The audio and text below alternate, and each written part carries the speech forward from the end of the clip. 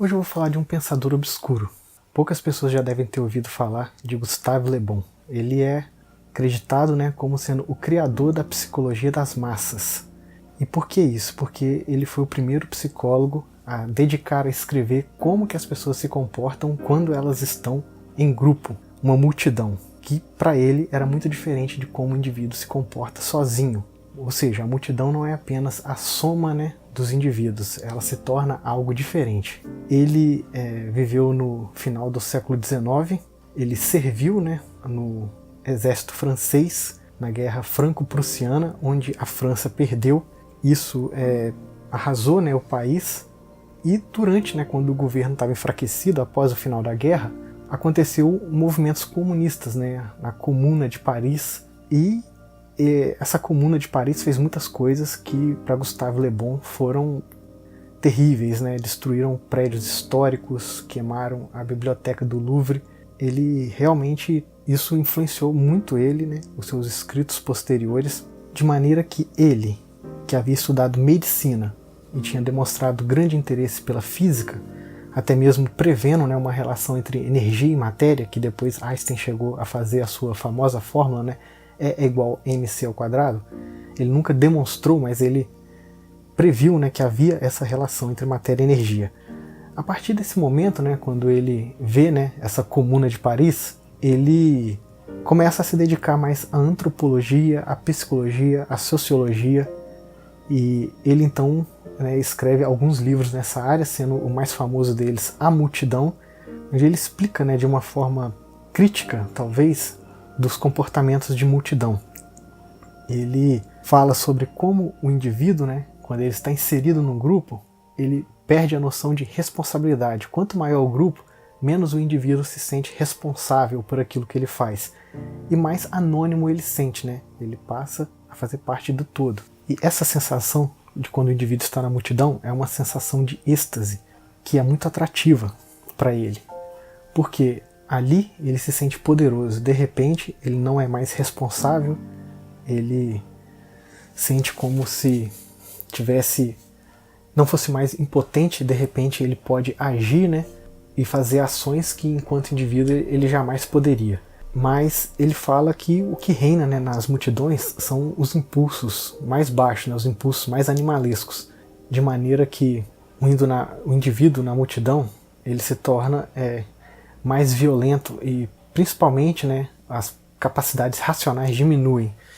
Ele fala até que num grupo nunca é a inteligência que é somada, em si é estupidez, dizendo que sempre um indivíduo sozinho ele é mais racional, ele é mais responsável, ele pensa mais antes de agir, e que em grupo a tendência do indivíduo era cometer excessos, tomar todo tipo de ações violentas.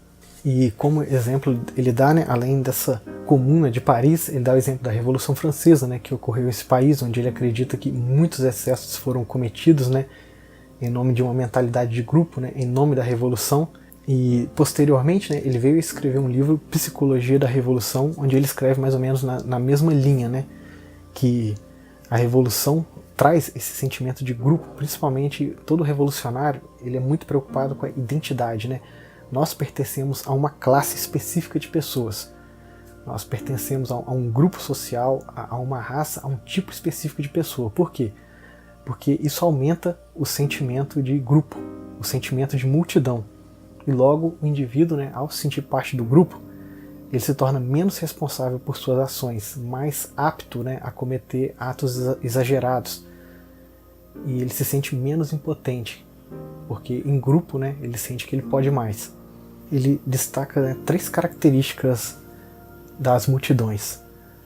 Primeiro é o anonimato. O indivíduo, num grupo grande, ele sente que ele não pode ser identificado. Então ele pode fazer o que ele quiser, que ele não vai ser responsabilizado posteriormente. Ele cita também o contágio. Num grupo, o indivíduo começa a fazer algo, por exemplo, quando a gente vê no estádio de futebol, alguém começa a gritar uma frase, logo essa frase é repetida pelo grupo todo. É uma característica das multidões. Por exemplo, uma pessoa começa a bater palma, todas as outras começam, os indivíduos começam a se copiar entre si. E o terceiro é a sugestibilidade. Uma multidão, ela com um indivíduo habilidoso que sabe lidar com ela, ela se torna muito sugestível. E esses, né, indivíduos se tornam líderes. Mas esses líderes eles têm que tomar muito cuidado, porque eles podem controlar a multidão, mas a multidão pode se voltar contra ele. Porque a multidão ela é selvagem, né? Ela pode ser uma força muito grande, né, a seu favor, mas ela também pode se tornar completamente incontrolável. E esse líder ele traz essas características no povo. Ele compara, né, o século XX, né, ele chama de o século das multidões, porque até então, logo antes da Revolução Francesa, né, as guerras, os conflitos eram entre a nobreza, entre a classe mais alta. Muitas vezes a multidão sequer sabia o motivo das guerras, dos conflitos. Tudo era resolvido, né, num conselho de príncipes. E agora tudo era resolvido na base dos desejos das multidões. Mas, obviamente, né, tinha aqueles líderes que são capazes de manipular essas multidões. Mas para manipular, eles também têm que obedecer às multidões. Eles têm que se transformar no reflexo daquilo que ele acredita que as multidões almejam. Então, né, a democracia ela é essencialmente o governo dos demagogos, né? O governo daqueles que conseguem se identificar com as multidões.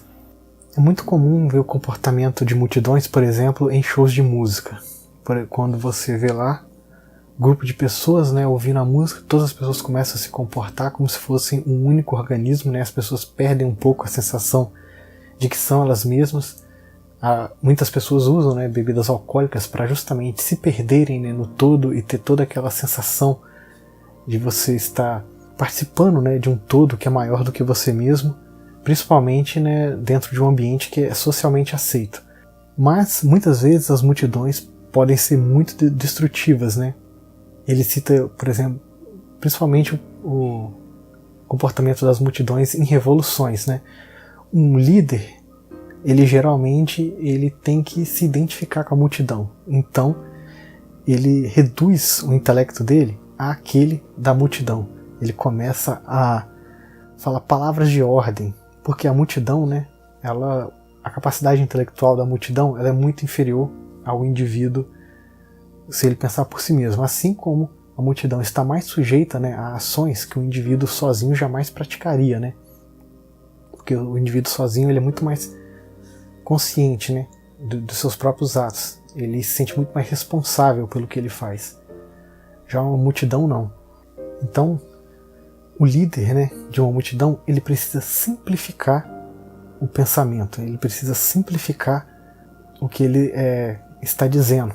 E daí vem, por exemplo, slogans, né, que são muito comuns em multidões, as pessoas repetem as mesmas frases, as ideias são simplificadas ao nível intelectual da multidão para que ela possa, né, agir. Mas ele cita não só, ele fala que as multidões são capazes de atrocidades muito maiores, né, do que o indivíduo, mas também são capazes de atitudes muito mais heróicas do que o indivíduo, né?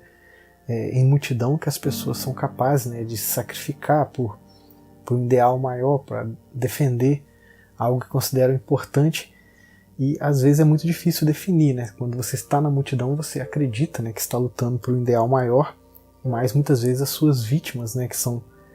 Ele cita vários exemplos da Revolução Francesa, né? Ele era um francês, então isso estava mais perto da história dele. Ele escreveu o livro no finalzinho do século XIX, ele ainda não tinha visto a Revolução Russa, que foi também um ato de extrema violência, mas ele acreditava que qualquer benefício que a Revolução Francesa tinha trazido não justificaria as atrocidades cometidas, né? E ele usa, né, toda a sua teoria aí do comportamento das multidões para explicar, né, o comportamento das pessoas durante aquele evento, né, durante a Revolução Francesa. Ele é muito pouco conhecido, né? Ele, sem dúvida nenhuma, pode ser atribuído como tendo visões conservadoras. Ele influenciou bastante vários líderes no mundo, né? No começo do século XX. Ele tinha, né, uma certa visibilidade, mas à medida com o tempo, né, a sociologia, né, a antropologia foram cada vez mais tendo uma visão progressista, né? Cada vez mais banindo, né, qualquer tipo de pensamento conservador do seu meio. Então ele ficou completamente esquecido e certamente muita gente vai desconsiderar ele ou sequer ouviu falar o nome dele. Mas ele foi, né, bastante influente, né, em sua época. Muitas pessoas utilizaram as ideias dele não somente para criticar as multidões, mas como forma também de atingir maior influência sobre essas multidões. Por isso que ele vale a pena se lembrar. Ele escreveu uma quantidade imensa de livros, mas os dois mais famosos são esses: A Multidão, a Psicologia da Revolução também. Sobre o Gustavo Le Bon, é só isso que eu tinha a dizer.